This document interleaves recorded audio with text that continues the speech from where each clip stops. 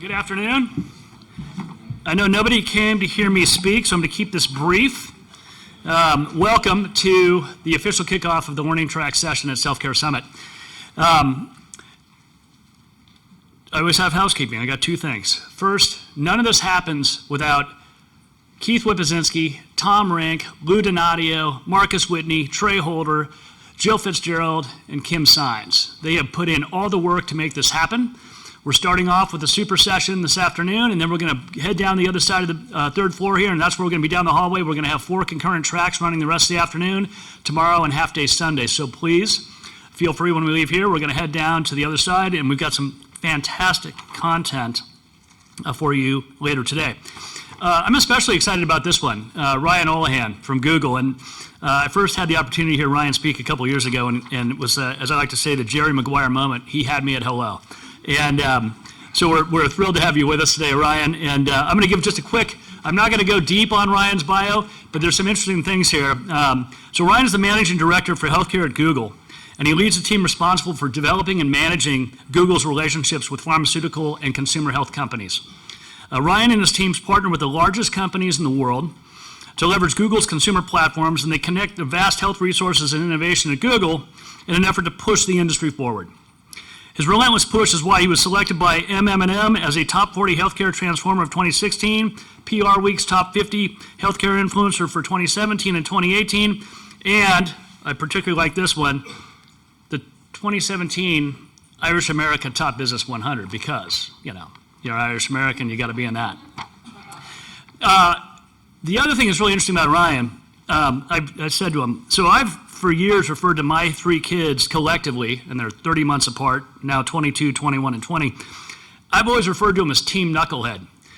I don't know what Ryan refers to his as, because he has 7 at home. So when Ryan's not out on the road like he is with us, he's back at home, and he's got 7, and brother, I don't know how you do it. So without further ado, say hello to Ryan Olohan.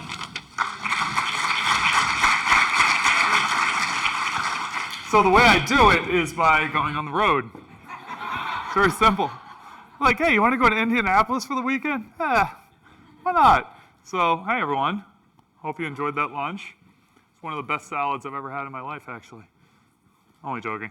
No, the rest of it was really good, including the dessert. So we are going to talk about the consumer today, and all this is stating the obvious, right? But when you actually start looking at consumers through the Google lens, and you think about consumers who are interested in their healthcare, their self-care, their wellness, you actually see that consumers today in that bucket, look who's here, are smarter, they're impatient-er, and they're more demanding-er. So that was really bad. Bad joke. But they are. We see, and we're going to go through the data that show that people that are taking wellness into their own hands are doing everything that all of us do naturally, but they do it to a greater degree. So I'm going to skip through all this because you're going to spend 5 days talking about the wellness industry and what's going on here, but we know that wellness today obviously is much more than being sick. We know that it is about looking at your well-being spiritually, mentally, emotionally, physically, and what that all entails, and you're going to hear a lot more about that. So I'm going to skip through that. I'm also going to skip through that not only is wellness good for all of us, but it's good for business. You make a whole lot of money there. A $4 trillion industry, that was over a year and a half ago, and it just keeps growing. When you start breaking this down, and does anyone, I feel like someone's going to have this slide sometime in the next 2 days, but I do find it fascinating. There's probably no surprises here, but these are trillions and billions. But when you look at things like, I don't know, is anyone else not surprised that Thermal Springs has a $56 billion market? Like, what? So, yeah, so I guess that's true. I don't know. I just stole the slide. But wellness tourism. Wellness tourism, to be over $1 trillion market and growing rapidly. In fact, you see it's twice the size of preventable medicine today. And all of this is growing and growing. So we look at that, and then we say, okay, so is this true? You know what I love about Google? So we have billions of searches every single day. We take those billions of searches, you actually can find some cool insights from that. So for example, we all know that based off of how people search for the flu, you can predict flu activity and when people are going to get the flu and where. Same thing for allergies. You're ruining my slide. I'm only joking. But why are you leaving though? I'm getting to the good part. The boss. All right, it's the boss. I assume it's his wife. So you start looking through this data, and you see of all of these different categories, what are people looking for in the last year to see things like CBD oil have doubled the amount of people searching.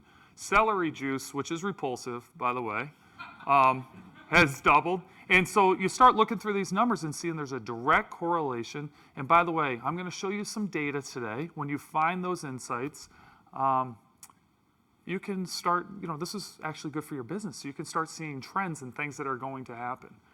So we look at this and you think back 15 years at Google. Every single year for the last 15 years, you see wellness growing as a category. People are more and more interested. This is pretty cool because I've been actually running healthcare now for almost 7 years. 7 years ago, nobody was very comfortable searching for their health. You look through today, everyone is extremely comfortable. Why health and wellness is growing faster in any other category. So we look through this, and there's a video we did last year, and actually I see a couple of my friends from a conference I showed this video before, but I actually every once in a while look at this video because it's a good reminder of why we do what we do. And when we talk about wellness and we talk about $4 trillion, at the end of the day, we're talking about people. And so if you could run this video. I've been doing a lot of research, and there's actually a couple YouTubers that I found that also have this disorder. I do struggle like you guys struggle, and I try to make myself positive and happy so that you guys can also feel the positivity. So, I just got the news. I was just diagnosed with What no woman ever wants to hear. You have breast cancer. I'm positive. pancreatic liver cancer, stage 4. A lot of people have asked me to share my diagnosis. There's no way for me to even articulate what you guys have done for me. I'm gonna do a video today about vitiligo. ALS, ice bucket, bring it on!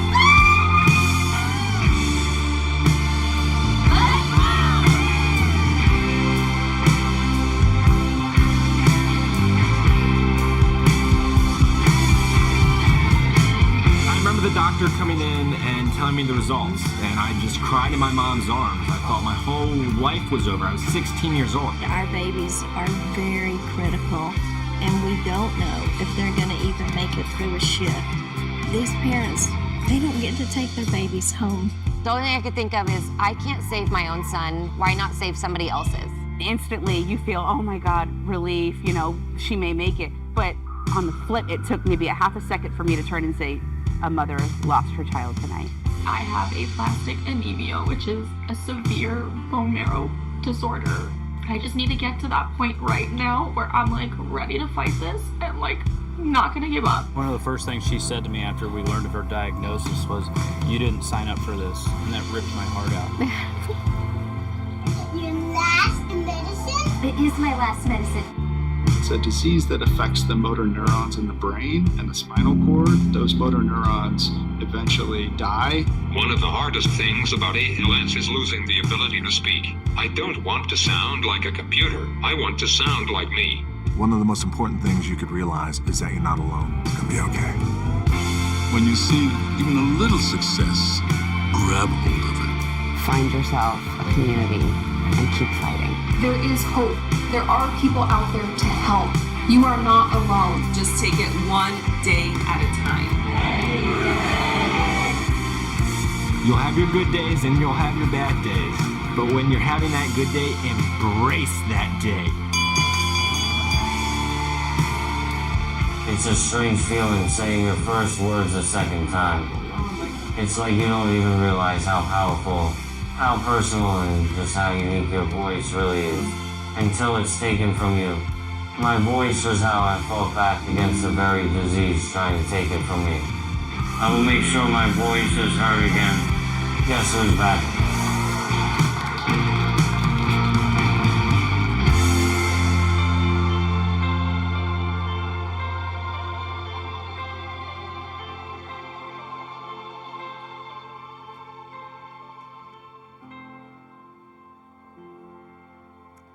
So I think it's kind of cool when whenever you're having a bad day, you don't want to get up in the morning. You think of some of that, think of some of those patients, and that's why we get up.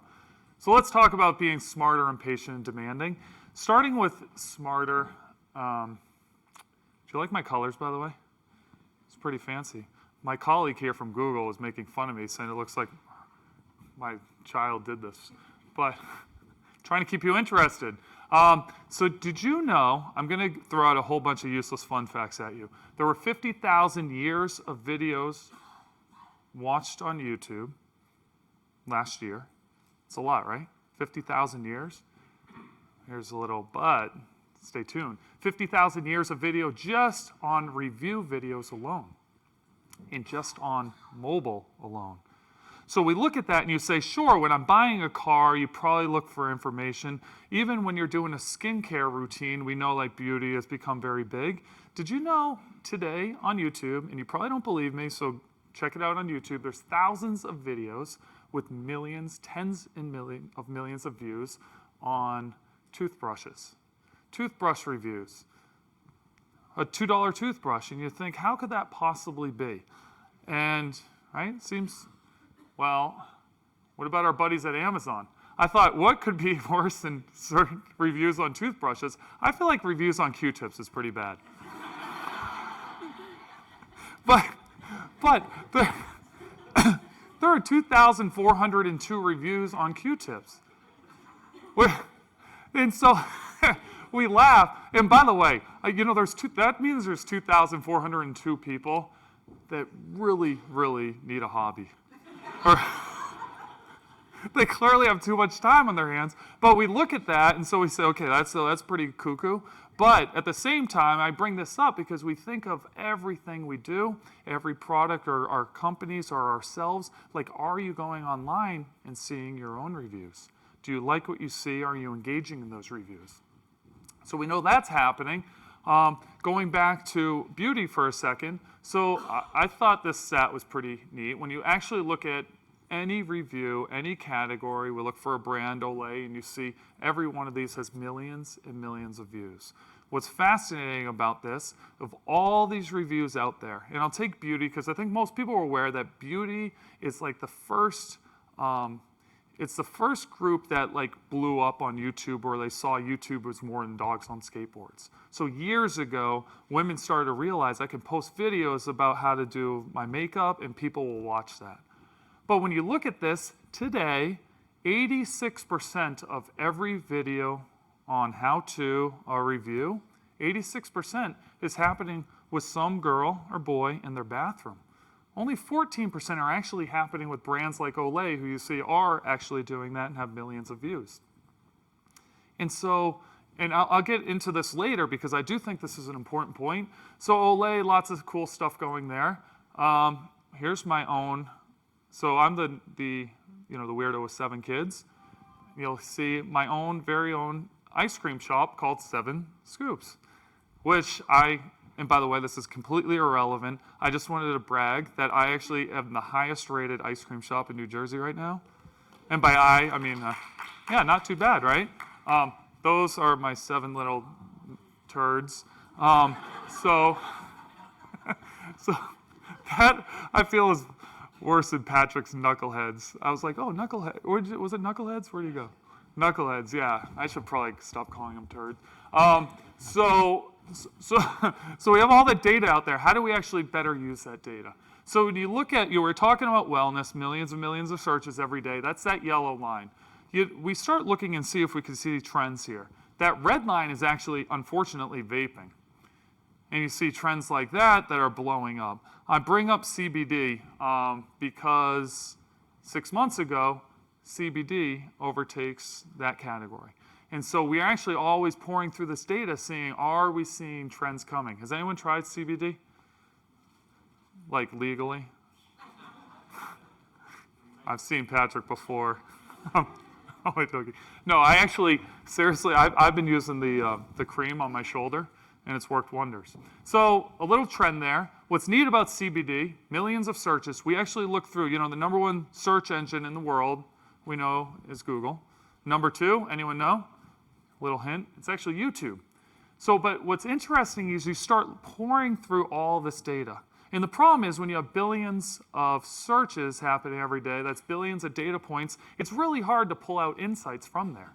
So how do you start pouring through the insights and see how the way people search on Google when they want to read about something is dramatically different than when someone is searching because they want to watch something. And more people no longer want to read, they want to watch. And so Google is all about what is it? YouTube is all about how, like how to do something. And I'm going to admit, when I was looking through the number 3 thing about CBD is what does it stand for? And I thought, oh yeah, what does it stand for? Did everyone know that? Be honest. If you did not 100% know, raise your hand. Okay, we have 2 brave souls. I know there's more of you. I should do a little quiz right now and see if you all know. So CBD, we do the same thing for skincare. Same exact thing. What I thought was interesting here is image search. Things that we might not come top of mind to say the way that people are looking for images, and it's all about routines and morning versus night, completely different what we found about skincare, the way they search on Google search versus the way they're looking for images versus the way they're looking for videos. That's a kind of an interesting insight. We look at something like skincare, which has been blowing up for years and years. There's no surprise there. What was a surprise to me is we started looking and think, what are some of the categories in skincare which have become really popular? Organic and men's skincare, right? We see a bunch of other things. But for me, I thought, okay, we're going to see massive spikes there. When in fact, if you look at those are the yellow, green, red lines. It's all flatlined over the last few years. Not flat, I mean, there's still millions of searches a day, but that's Korean skincare. You see this massive spike. So people in the space probably are aware of that. If you're not in the space, that's actually pretty interesting information to know. So in knowing that people are now taking, and we talk about why are consumers smarter, our consumers are doing all this research long before they walk into the store and or to the doctor's office or where they're going. They actually are now very educated consumers. And this, why was I showing this? So it's Korean skincare, it's really popular, 7 million views. And, oh, actually I know why now. You know what's so cool about this is they were showing examples of, remember at that point about 86% of videos are done by some girl in her bathroom? Of those 86% of videos, they found that the companies that are actually taking advantage, like working with the girl in her bathroom versus working with some celebrity model who you have to pay them $100 million. Do you know they found that through all these studies, there's a 4x increase in sales, brand lift, all those metrics that matter when they have some random girl in her bathroom versus like a Jennifer Aniston type. That's pretty interesting, right? So this slide is too complicated to explain, so I'm going to do that. It wasn't that good anyway. So let's talk about what it means to be impatient. My colleague from Google is looking at me saying, like, were you drinking? What's your problem? Being impatient. We talk about impatience meaning that people no longer wait actually to talk to a trained professional, which is pretty obvious, right? This is actually the search volume. You see, when we talk about wearables, it's not so much anymore that people want a wearable for their watch, but it's about fertility and ovulation and about blood pressure and about heart rate and all these other categories. We see this is a direct correlation, what they're looking for online. We see how that plays out in real life. So for example, we see there's going to be over 1 billion wearables next year. And that number just keeps getting bigger and bigger. And just imagine when wearables, for the last couple of years, they've been fine, but they haven't been awesome. And when they start getting better and better, where is this going to go? And how do our patients and our consumers just get more and more educated? There's 200 billion health-related searches last year. That's up in that video, so there's only 160 billion. And went 40 billion more searches for health last year alone, and that number continues to rise. So we see lots of this happening. But what's amazing about it, so now we're focused back on health. Of the 200 billion searches, you see how it's all becoming incredibly personalized. So if you look at the left there, it used to all be about symptoms. I'm not feeling well. How can you help me? WebMD, like what are you going to tell me? You start seeing in the middle now, it's all about signs of depression. So if you start doing a Google search, you'll see all this show up. And you'll see like all the things that people are actually looking for. What's fascinating about signs of depression, diabetes, stroke, there's certain categories where I think it's really obvious. Like when I'm like have normal flu symptoms, we could say, hey, you probably have the flu, you should probably get this medicine. There's other categories I think are a little more complicated. You take something like heart failure. Heart failure is one of those tricky things where nobody in the world searches for heart failure unless you're a doctor, unless you go to the doctor and the doctor says, you have heart failure. And then those people are frantically saying, wait, am I going to die? What does this mean? And they're frantically going online looking for information. I look at that science and I say, if we're smart about this, for years people have been searching for things that are actually leading to heart failure. Imagine if we could start using this information to say, listen, the way you are going, you might want to talk to a doctor about this. It might be something that's at play there. That's actually a complicated one. You think of some of the categories we're in, which aren't nearly as complicated, the same exact thing applies. Then online tests. What's interesting about all of these, symptoms used to be the big thing. Now we see 3x, 4x increase in the amount of volume, the amount of people who are looking for that information. How to get rid of queries. How to get rid of bloating immediately is the number one thing that people search for. That's important, and it's growing very quickly. It's good to know. And the last point is when you start looking at this about how patients, consumers are now educating themselves, when you look at the amount of content that is out there where people are saying, listen, I actually either don't trust Western medicine, what my doctor is telling me, I'm going to try different things. Where CBD became really big, I actually think this video is kind of gross, but it's, that video has 4 million views. People, and the point, and you look, and we all know this, there's the Wild West out there. The problem is, you have to ask, are we aware that all this content is out there? Number one, are we doing anything about it? Are we helping people who might be getting led astray because of it? And are there ways to address that? And finally, let's talk about being demanding. And I think this video sums up the points I'm about to make.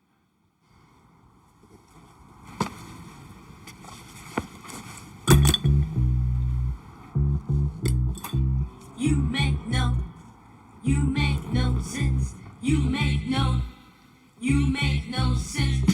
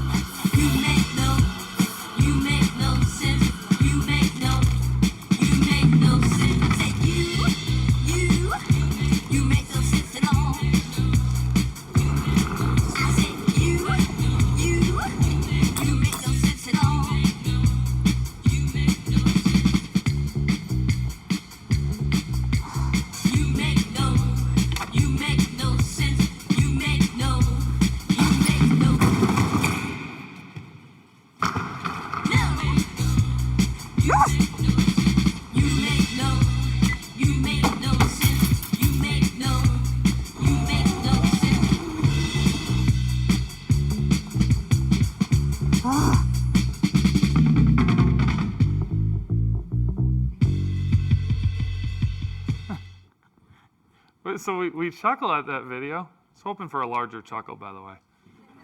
Are you guys getting tired from lunch? From that delicious meat? No, I actually really did like that steak. Was it steak? Not exactly sure. So, but we look at that and we say, we all laughed. But think of our own companies. Is there ever a time in our companies where we're like, really? Really? Is that how, does that make sense? And so some of this is, like, you might have seen this before, but I find it fascinating that all the things that don't make sense, including that our attention spans are now shorter than a goldfish. It's true. 6 seconds is our average attention span, which is why I can tell most of you are tuned out to this presentation. And think just 20 years ago, it was double that. Just a few years ago, it was a lot more than that, and I'm not exactly sure how they measure a goldfish attention span. But either way, though, it actually makes sense. We are just bombarded with data all day, every day, and and just because our world has gotten so quick, so fast, we have to adjust. This is evolution that is happening. But you start looking at some of this, and we say, okay, this is actually tracking how long it takes a website to load. And so you saw Flonase there, GSK in the house, a sponsor. Got to give them a shout out. Anyone here? Okay. Good, because I'm about to make fun of them too. The next slide. But they actually are as fast as Amazon. Not as fast as Google, but they still are very fast, knowing and understanding that people have an attention span that nobody is going to wait for them. And you see some of these other brands who are not there, and this stuff is critical that we get right. Understanding it's all, for our demanding consumers, it's all about doing things quickly, and they need it right away. So good thing GSK is not here, because you take things, it's not only about speed. GSK, nice. Flonase, you're the best. And Sensodyne, however. Okay, in full disclosure, I actually love GSK. I do. It's an unbelievable company who is so forward-thinking. You know there's like a but coming. No, I actually bring this up, and I specifically show this because in health, it's almost impossible to find a site that loads in 0.6 seconds. The fact that GSK does that is amazing. The problem is, what I was saying before, there are thousands of things that we have to do and get right, and things are constantly changing. So how do you keep up with that? Which, by the way, it's impossible to do today with humans, which is why machine learning is going to clearly be the future on how we keep up with this. I bring this up because not only are consumers demanding and they want it quick, but it has to be ridiculously relevant. And so we just did a search for toothpaste flavors, and I'm on toothpaste because it seems like such a, who searches for toothpaste? Well, there's millions of searches for toothpaste flavors. And you see up there, are you actually, when someone asks for the flavors, are you answering about their flavors, or are you trying to sell them like the new coolest toothpaste?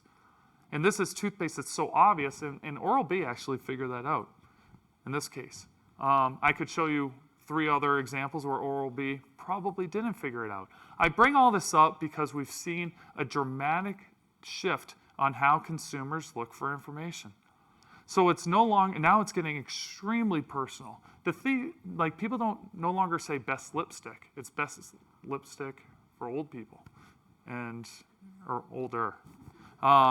And so you get the idea. All these categories in the last year, to see growth rates like this when everyone, Google used to grow every year like a lot in our search volume. Now everyone in America has a phone and does searches. So to see growth rates like this means there's clearly onto something.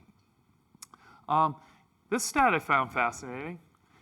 Almost everybody today does not care about your message if it's not extremely relevant to them. And so there's so many good examples. Like here's an example of Neutrogena. Is J&J here? Yeah, J&J. This is pretty huge. So they were able to take a creative and have, with one creative, give 22 different variations of it based off of what time of day it was, what kind of videos someone is watching, and then tailor the creative and the messaging accordingly. In this case, I think Neutrogena actually did like 21 different variations. There's been examples with like Campbell's doing over 100 different variations of their creative. The reason why this is important, when you do this stuff, not only do sales go up, but in this particular case, it's people who otherwise weren't interested became interested. 72% of all those purchases came from a new customer. That's pretty amazing stat. So how do you leverage that more? And then finally, it's about the timing and even down to timing, like what time of day it is. So you take something like back pain. You know, there's like 5 billion searches for pain every year, 5 billion just in the US. You know, every search for back pain you see those spikes every day? That's 5 in the morning. Every single day, 365 days a year. You start looking through this more and you say, okay, Advil, Tylenol, aspirin, you see the same thing happen. 5 in the morning, 6 in the morning, every single day, 365 days a year.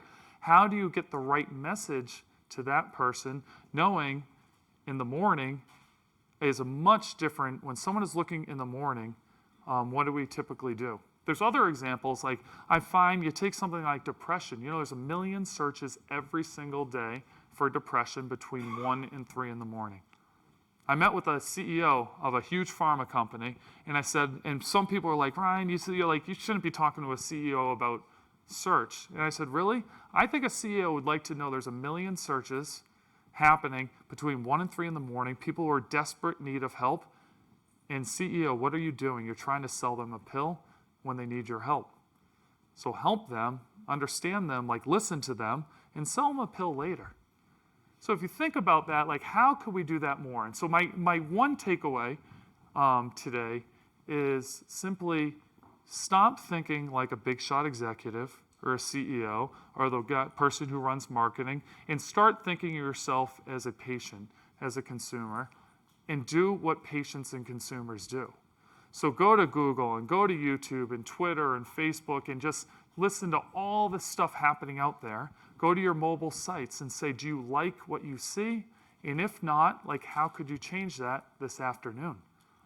And if you could do that, and so anyone who wants to take a picture, I would take a picture of this, because this is everything I talked about.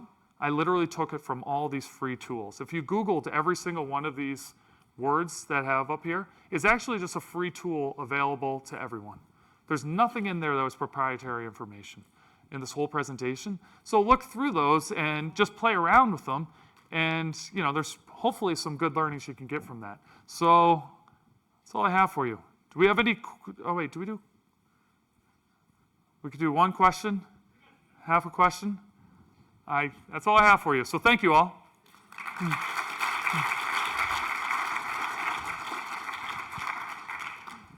No questions? I'm going to jump off. Damn it.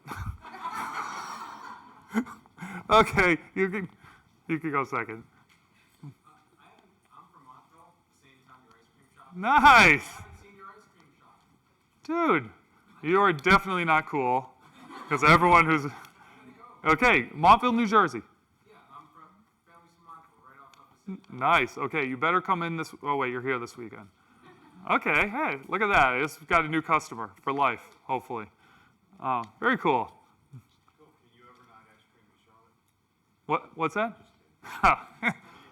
You said that if the search or the messaging is relevant, there's a 14% lift in sales, and 72% of those are new buyers. So that was a particular example for someone who literally just did a video campaign online. And so, but the point is, and so obviously every brand, every industry, it's all different. But what you find is that if it's not relevant, especially today, sales will be less, period. So was there more to that? But and so that's on video, and video is actually hard. Things like search is actually easy. So we showed the search examples because you could ask me right now, what are the top 100 searches that people are doing today for my brand or anything related to my brand, and I could say, here's exactly what they're looking for. So then you meet with your team and your agency and you say, okay, here are the top 100 things they're looking for. How do we answer all 100 of those and make sure that's relevant? You will find that a majority of the searches today, look at your own searches. Like, you eventually get there, but a lot of times I'm doing a search and I'm like, that's not exactly what I asked for, or it's pretty good. I click on the site and then they send me the wrong landing page. I'm like, dude, Come on, it's 2019. You have to get this right. And so my recommendation would be what Neutrogena did actually was like involved and takes work. There's a whole bunch of stuff literally you could do this afternoon, like some of those websites we showed. This afternoon, they could cut the speed in half. I don't understand why they don't, but they should. That's probably going to get me in trouble, by the way. Please don't tweet that. All right, anything else before we go? All right, everyone. Thank you very much.